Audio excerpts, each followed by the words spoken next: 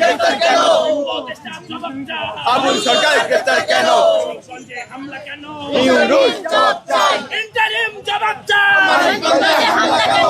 Interim জবাব চাই। মানিকগঞ্জে হামলা কেন? আবুল সরকার গ্রেফতার কেন? ইন্টারিম জবাব চাই। যেমনটি আপনারা শুনছিলেন, মেঘমল্লার বসু ছাত্র ইউনিয়ন ঢাকা বিশ্ববিদ্যালয় শাখার সভাপতি তিনি কিন্তু এই মুহূর্তে স্লোগান দিতে দিতে একটি মিছিল নিয়ে ধীরে ধীরে এগিয়ে যাচ্ছে বাংলাদেশ ছাত্র ইউনিয়ন।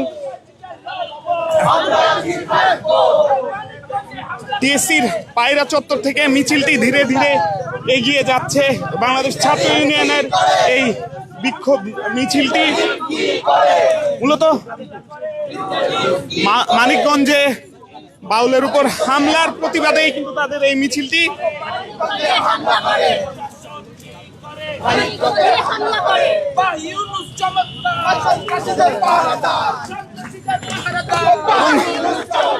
সেই মিছিলটি কিন্তু আমরা আপনাদেরকে সরাসরি দেখানোর চেষ্টা করছি। সেই মিছিলটি কিন্তু ধীরে ধীরে এগিয়ে যাচ্ছে। সেই মিছিলটি কিন্তু পায়রা চত্বর থেকে বের হয়ে বর্তমানে মিছিলটি এখন রাজু ভাস্কর রোকেয়া হলের সামনে রয়েছে এবং সেই মিছিল থেকেই কিন্তু মেঘমল্লার বসু সহ যারা ছাত্র ইউনিয়নের নেতাকর্মীরা রয়েছেন তারা কিন্তু এই মুহূর্তে স্লোগান দিচ্ছেন এবং সেই স্লোগান দিতে দিতেই কিন্তু তারা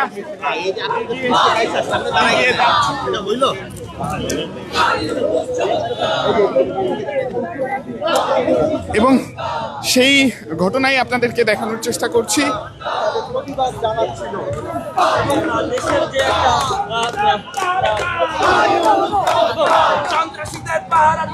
এবং আমরা দেখছি মেঘমল্লার বসু কিন্তু এই মুহূর্তে স্লোগান দিয়ে ধীরে ধীরে এগিয়ে নিয়ে যাচ্ছে তাদের সেই মিছিলটি এবং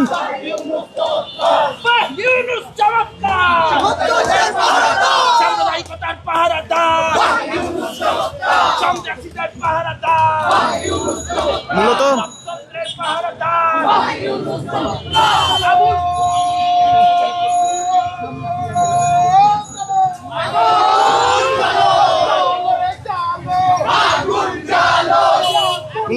মানিকগঞ্জে আবুল সরকারের মুক্তির দাবিতে কয়েকজন মানববন্ধন করে এবং সেখানেই তাদের উপর কিন্তু হামলা হয় এবং তাদেরকে কিন্তু পানিতে ফেলে দেওয়া হয় মানিকগঞ্জে সরকারি উচ্চ বিদ্যালয়ের সামনে এবং সেই ঘটনার থেকেই কিন্তু সেই ঘটনার প্রতিবাদে এবং আবুল সরকারের মুক্তির দাবিতে কিন্তু বাংলাদেশ ছাত্র ইউনিয়ন আজ পায়রা চত্বর থেকে একটি বিক্ষোভ মিছিল বের করেছে এবং সেই বিক্ষোভ মিছিলই কিন্তু আমরা আপনাদেরকে দেখানোর চেষ্টা করছি।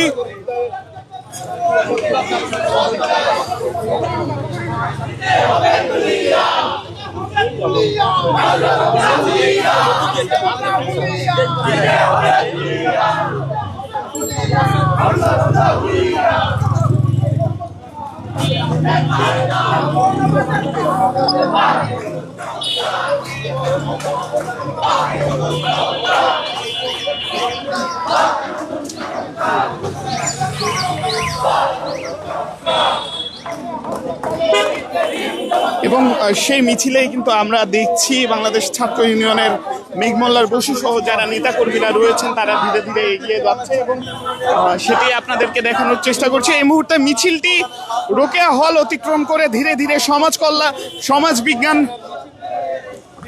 যে কলা ভবন এলাকা সেই কলা ভবন এলাকা অতিক্রম করছে এবং ধীরে ধীরে মিছিলটি ভিসি চত্বরের দিকে এগিয়ে যাচ্ছে এবং তাদের সেই মিছিলের বিষয়টি আমরা আপনাদেরকে দেখানোর চেষ্টা করছি। মূলত মানিকগঞ্জে আবুল সরকারের মুক্তির দাবিতে একটি মানববন্ধন চলে এবং সেই মানববন্ধনেই কিন্তু বাউল ও নাগরিকদের উপর হামলা হয় এবং সেই হামলার প্রতিবাদেই কিন্তু আজকের এই মিছিল এবং বাউল শিল্পী আবুল সরকারের নিঃশর্ত মুক্তির দাবিও এই মিছিল থেকে বাংলাদেশ ছাত্র ইউনিয়ন তুলছে এবং এ কারণেই কিন্তু তারা এখানে স্লোগানগুলো দিচ্ছে।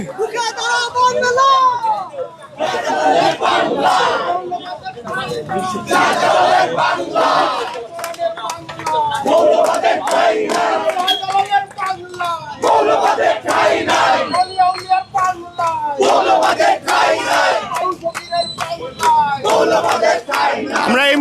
দেখছি কলা ভবনে সামনে যে রাস্তাটি, সেই রাস্তাটি ঘুরে কিন্তু ধীরে ধীরে কলা ভবনের ভিতরের দিকে মিছিলটি প্রবেশ করছে এবং সেই মিছিলেই কিন্তু স্লোগানগুলো আপনাদেরকে শোনানোর চেষ্টা করছিলাম।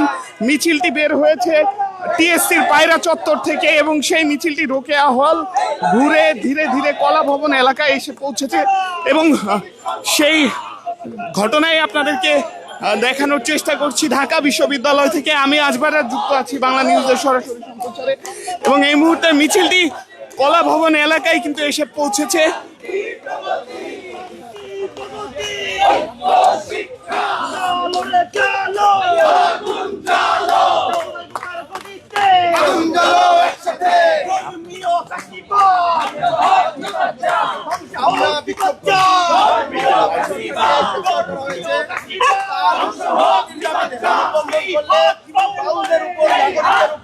সন্ত্রাসীভাবে সন্ত্রাসী হামলা করা হয়েছে, ন্যাক্কারজনকভাবে হামলা করা হয়েছে পুলিশদের উপস্থিতিতে।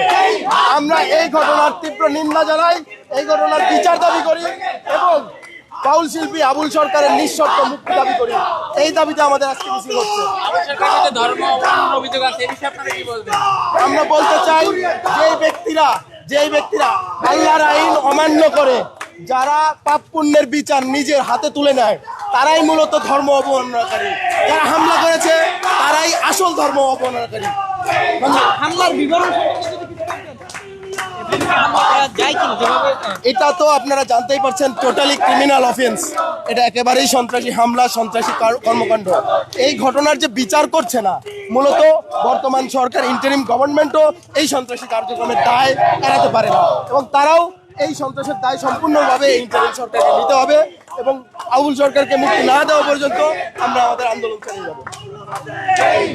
যেমনটি আপনারা শুনছিলেন, কথা বলছিলাম মিছিলের মাঝে কয়েকজনের সাথে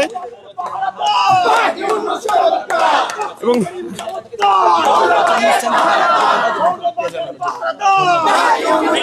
আজকের এই প্রতিবাদ মিছিলের পিছনের কারণ কি? আপনারা জানেন যে আবুল সরকারকে কিছুদিন আগে গ্রেফতার করা হয়েছে এবং আমরা একটু ইয়েতে যাইনি, আমরা ইয়ে শুনি। যেমনটি আপনারা শুনছিলেন, আমরা কথা বলার চেষ্টা করছিলাম ছাত্র ইউনিয়নের সভাপতি মেঘমালা বসুর সাথে। তবে এই মুহূর্তে মিছিলটি কিন্তু ধীরে ধীরে এগিয়ে যাচ্ছে এবং ডাকসুর ভবনের সামনে এই মিছিলটি অতিক্রম করছে এবং সেই মিছিল থেকেই আপনাদেরকে দেখানোর চেষ্টা করছিলাম ঢাকা বিশ্ববিদ্যালয়ে আবুল সরকারের নিঃশর্ত মুক্তির দাবিতে বিক্ষোভ মিছিলে। সর্বশেষ আমি আজবার যুক্ত ছিলাম এতক্ষণ আপনাদের সাথে। পরবর্তীতে আবারও যুক্ত হব অন্য কোনো ঘটনা কিংবা সংবাদ নিয়ে। ততক্ষণ পর্যন্ত বাংলা নিউজের সাথেই থাকুন।